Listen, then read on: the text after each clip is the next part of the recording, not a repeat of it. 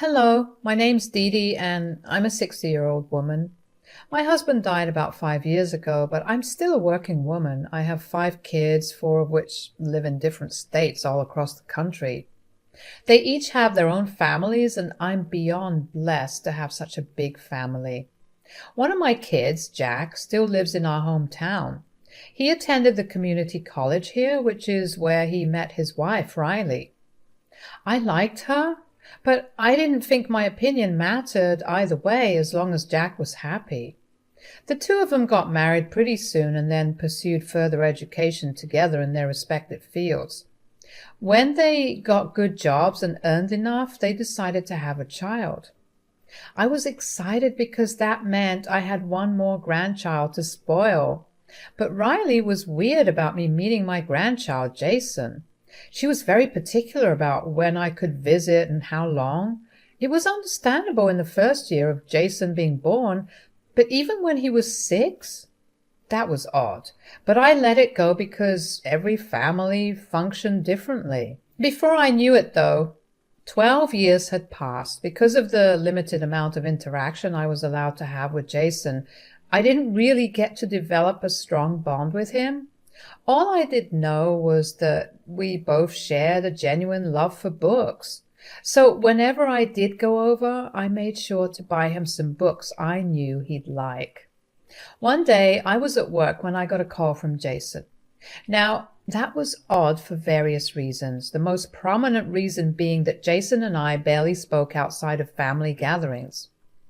I tried my best to connect with him the way that I had done with my other grandchildren, but he seemed way too distant.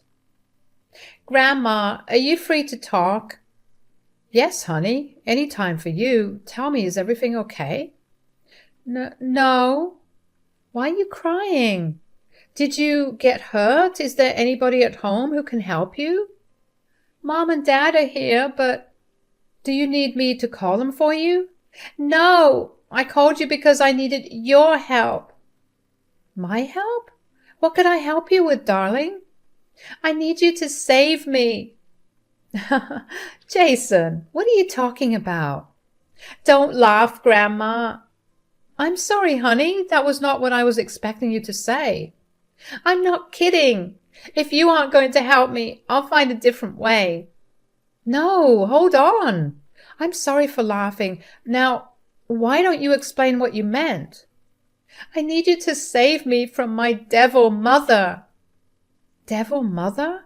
Honey, what do you mean? She's not as sweet and nice as she acts. She's really mean to me when no one's around, and she keeps... Oh no, I hear someone coming up the stairs. I have to go. Please don't tell them that I've called. Bye." I was confused and concerned. As far as I knew, Riley was one of the sweetest people I knew. How could Jason call her a devil? I didn't believe him at the time because I figured that it was just him trying to get back at Riley. After all, she probably grounded him for something he had done. As far as I knew from what both Riley and Jack had told me, Jason had been a pretty mischievous child. But I had this nagging feeling in my gut that Jason was not joking around. As I went home that day, I couldn't stop thinking about the call. It was very out of character for Jason to do that. I slept on it for a couple of days, but I still couldn't rid myself of the feeling that something was up. So I decided to make an impulse purchase and ordered a hidden camera. Of course, I felt wrong spying on my son and his family, but I justified it by telling myself that I was only doing that because Jason called me to explicitly ask for my help. If, and hopefully, there was nothing, I could just retrieve the camera. But if there was something, then I'd have to figure out what exactly needed to be done. I hoped that even if there was something happening, a long talk would solve that issue. The camera took a couple of days to arrive, and after it did, I set it up. Thankfully, this was one of those cameras that I got live footage from as well as recorded footage. I could access the footage through an app on my phone, which made it very convenient for me. Once I had set it up and figured out the technicalities of the gauge, I decided to call my son and ask him if I could come over. Hello, sweetie. How's everything? Everything's great, Mom. What about you? It's the same old, same old. Although I was wondering about something and I thought I'd ask you about it. Yeah, of course. Is everything okay? Yes, yes. I was just thinking that we haven't met in a long time and I was wondering if I could just swing by your place one day. Yes, of course, Mom. How about this Sunday? Yes, that works. But shouldn't you maybe check with Riley if that's okay? Lord knows I hated it when your dad made plans without asking me about it. I know Riley would be really happy to have you over. Don't worry, Mom. All right, then I'll be there around 5 o'clock. That works. See you soon. Take care. Even though I was going to Jack's place with ulterior motives, I was actually still excited to go spend time with my son. Considering I never really saw the rest of my family until the holiday season, it felt nice to have one of my children staying in the same town. I tried my best to not intrude because they were living their own lives. The weekend came by pretty quickly. I got ready pretty early on and figured that I should take something over to their place. I went to the grocery store and picked up a nice bottle of wine, and I bought a couple of books for Jason because I knew he loved to read. When I got to my son's house, I was greeted warmly by all three of them. Jason looked at me with so much relief that I got concerned again.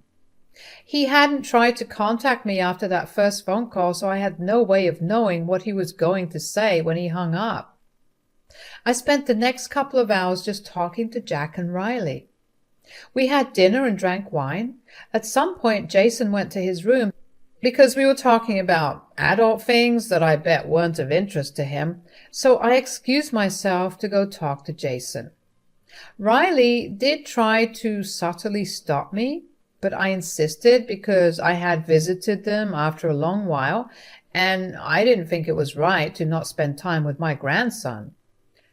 Jack stopped Riley from saying whatever he wanted to and told me to go talk to Jason. Once I got to his room, I shut the door behind me. I walked over to him and handed him the books I had gotten him. We talked for a while about the books, a conversation that he had started. He seemed really excited about them, so I let him ramble on about them. I didn't try to bring up what he had mentioned because I wanted him to do it. We moved on to talking about other things like what was going on in our lives. At some point, while he was talking to me about his school and other things, he grabbed one of his notebooks and began to write something in it. He showed it to me and it said, "Mom's listening. Can't talk about anything." I couldn't tell if he was being serious or just paranoid, but I went along with it. We continued our conversation while I wrote my plan in the notebook. I told him that I had brought along a hidden camera with me and asked if I could plant it in his room. He seemed ecstatic and agreed instantly. I shuffled around the room and found a good spot to keep the camera that gave me a good view of the room. I started the recording and checked my phone to make sure that the camera worked. I sat with Jason a little longer until I told him that it was getting late and that I should get going. I did leave my scarf behind so I would have an excuse to come back whenever I needed to. I remember hearing footsteps hurriedly shuffling away from the door after I said that, and it made me wonder if Jason truly was right. I didn't pay much mind to it at that time, and I hugged Jason goodbye. I went back downstairs and said my goodbyes to both Jack and Riley, and then made my way back home. I was pretty exhausted from the night, but I did check the camera when I got back home. I stayed up for an hour to read and kept an eye on the footage just in case something happened. All that had happened was my son walked into Jason's room and asked him what we had talked about. Jason told him about it, and that was that. I fell asleep eventually, and when I woke up the next morning, I didn't check the cameras. I rushed to work, and I only checked the camera when I knew Jason would have been back from school. Once again, nothing much happened, and I was beginning to think that Jason really was lying. I decided to give it just another day, and if I didn't find anything, I would go over, when neither Jack or Riley were home, and I'd asked Jason to give me the camera back. But that night, as I kept an eye on the footage while I read, I found out what Jason was trying to tell me. I watched Riley enter the room with a stick in her hand, with Jack trailing behind her. I immediately unmuted the video. I heard Riley ask Jason what he did that entire day. She made him narrate it to her in extreme detail. Whenever he stuttered, she would sharply ask him if he was lying, and if she felt like he was, she had him put his palms out and would deliver 2 to 3 swift raps against his knuckles. I watched in growing horror as the number of times she kept hitting him got more and more frequent. Jason was sobbing, and Jack just stood there and watched. I was disappointed and disgusted with what I was watching. I had raised all my kids in a very gentle manner. I barely even yelled at them because I believe that kids are smarter than we think. While we may not be able to reason with them, they are capable of understanding when you explain things to them. I didn't understand why Jack was just standing there and letting his son get hit for something so unnecessary. I wanted to rush over to their place and stop them. But what would I have said to them? They would have found it odd that I happened to be back just a day after I was already there. I remembered that I had left my scarf there, but I knew that I could have used that excuse in that moment because I needed that as an excuse to meet with Jason. But I could do one thing. I picked up my phone and called Jack. "Hey, Mom, is everything okay?" "Yes, no worries. I hope I'm not disturbing you." No, Riley and I were just saying good night to Jason." "Ah, all right then. I just wanted to tell you that I think I left my scarf in Jason's room last night. I remember setting it down there, and then like a klutz, I forgot it there. Do you think I could swing by tomorrow and pick it up?" "Why don't I just come over and drop it off for you right now?" "No, I'm way too tired, and I'm going to fall asleep before you even get here. I had a long day at work, and I'm barely even holding up the phone right now." "All right then, why don't you swing by in the evening?"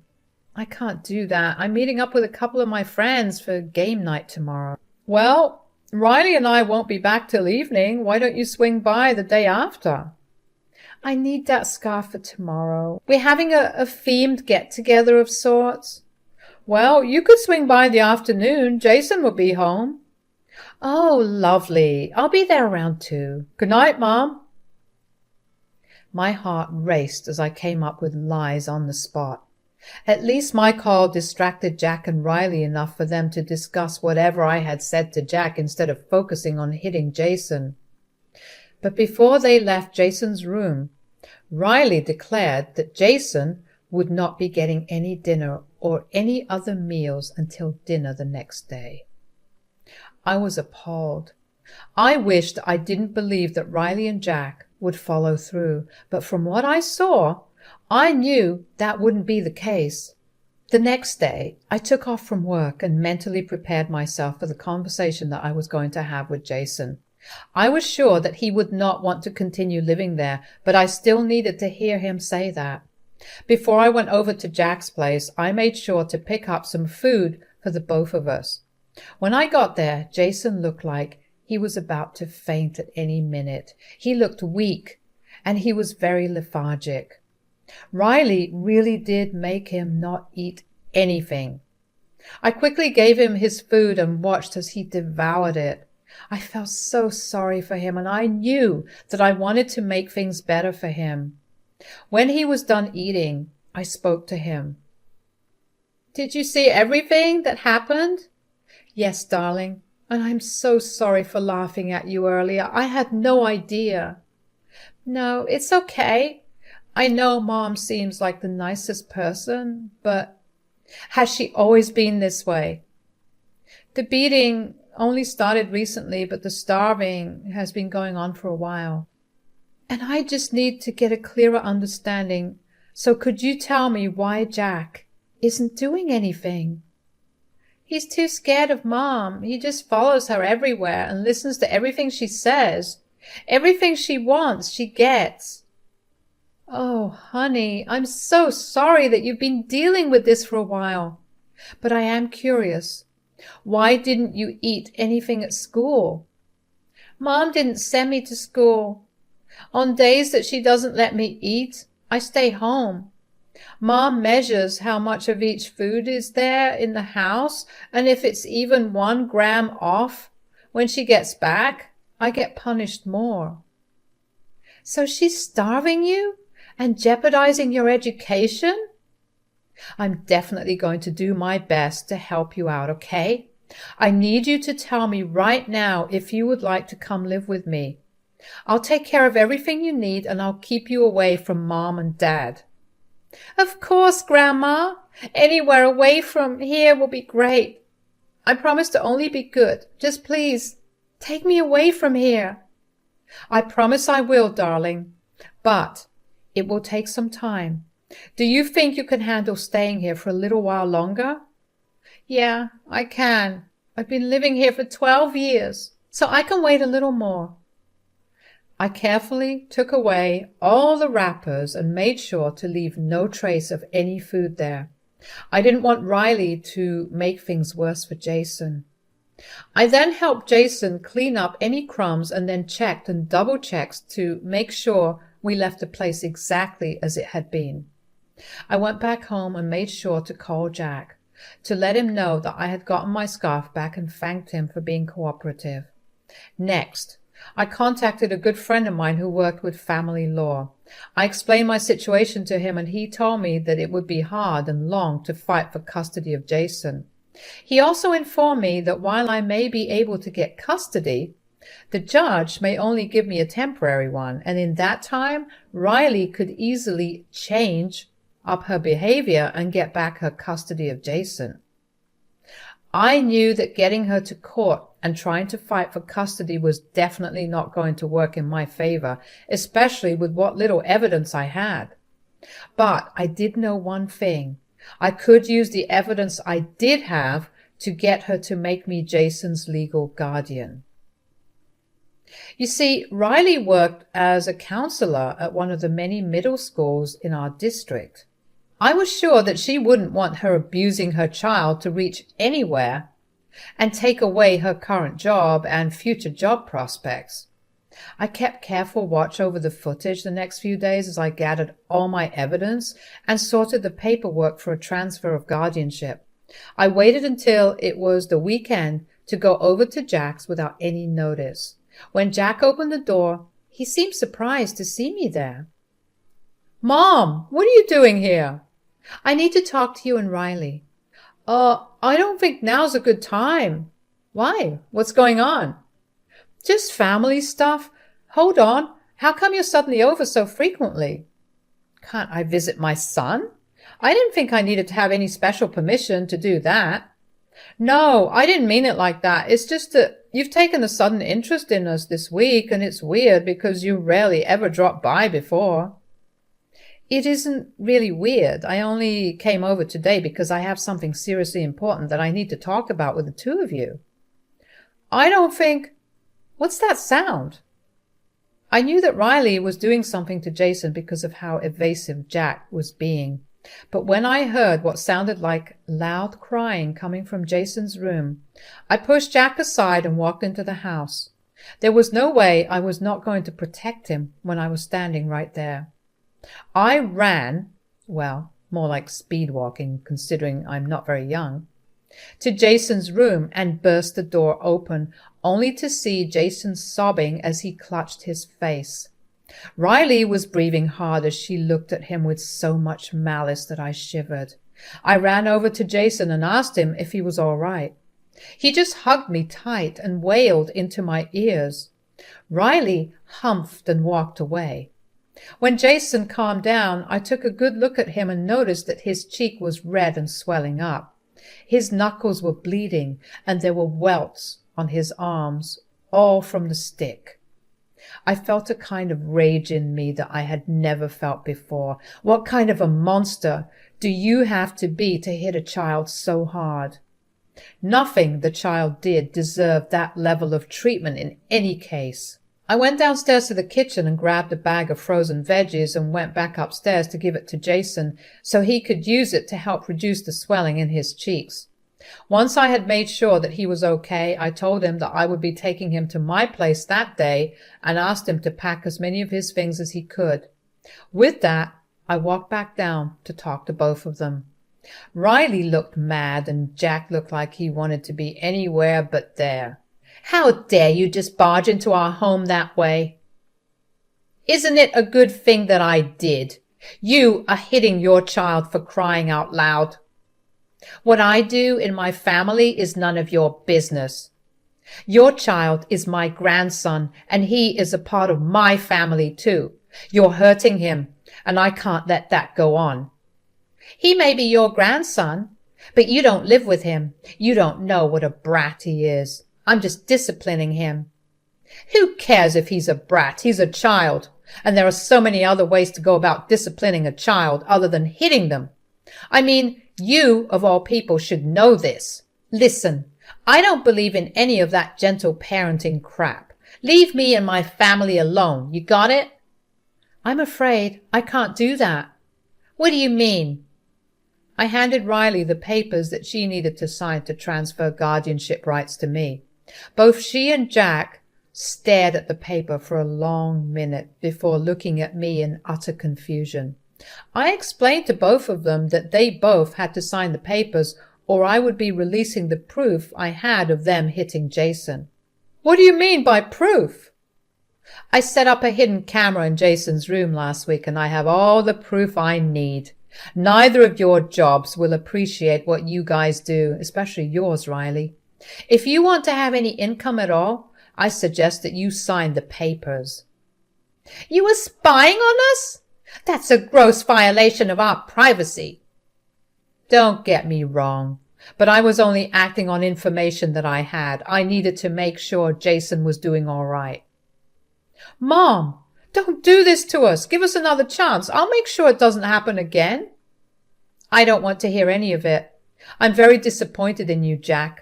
I raised you to be better than this. You're just as disgusting as Riley, as if not more. I'm taking Jason with me and I expect the papers to be signed after. If you don't, you know what will happen." I knew that neither of them wanted to play with that kind of risk, so they didn't put up a fight when Jason and I walked out. I took Jason to go get dinner and ice cream and I tried my best to comfort him. I provided him with a safe space to share his feelings and to just exist without the fear of one tiny action causing havoc. In the weeks that followed, I was granted legal guardianship of Jason. Riley and Jack cited that they planned to move to a different state and didn't want to disrupt Jason's education as a reason for transferring for guardianship. The two of them did end up moving, which proved to be a big sigh of relief for me. Jason is doing much better now and he seems a lot happier. Knowing that he won't ever run into his parents for a long while has brought about a better side to him. He's one of the kindest and sweetest kids I know. He thanks me every day for what I did for him, and I intend to keep my promise to always protect him for the rest of my life. Thank you for listening.